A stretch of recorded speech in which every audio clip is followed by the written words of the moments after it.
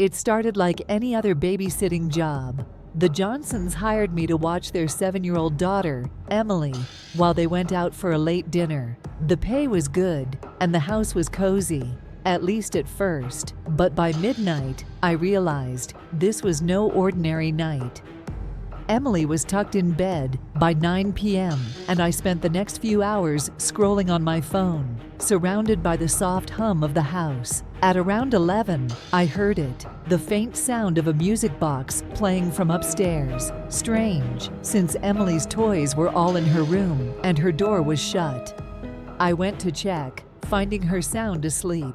The music stopped as soon as I entered, but something felt wrong. On the dresser, I noticed an old, dusty music box I hadn't seen before. It wasn't wound up, yet it felt warm to the touch. I brushed it off and returned to the living room.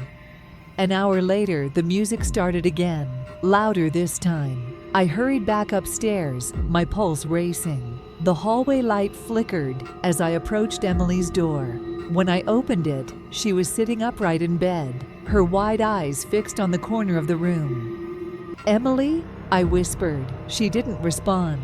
I followed her gaze and froze. The music box was now on the floor, spinning on its own. Before I could move, Emily turned to me and said in a flat, emotionless voice, "They're coming." "Who's coming?" I stammered, but she just pointed to the window. That's when I noticed the shadows, long, distorted figures moving outside, even though the curtains were drawn.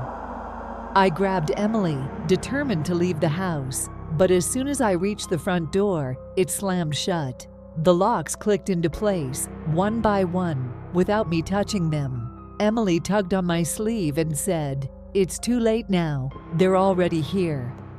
The lights flickered and went out, plunging the house into darkness. I clutched Emily tightly as footsteps echoed from upstairs, slow, deliberate, and far heavier than any child's. I whispered, "Stay behind me," and crept back up, my phone flashlight trembling in my hand.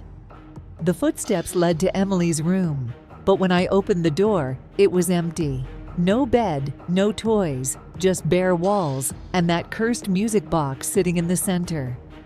Emily stepped inside and smiled, a cold, sinister smile that didn't belong on a child's face. "Thank you for bringing me home," she said, her voice echoing unnaturally. Before I could react, the door slammed shut, separating me from her. I banged on it, screaming her name, but the only sound was the music box's haunting tune. When the Johnsons came home an hour later, they found me outside, clutching the box with no memory of how I got there. They stared at me in confusion. "Emily?" Mrs. Johnson asked. "We don't have a daughter." If you enjoyed this chilling tale and want to uncover more terrifying secrets, don't forget to hit that subscribe button and let me know in the comment. What kind of scary stories do you enjoy the most? Stay curious, stay spooky.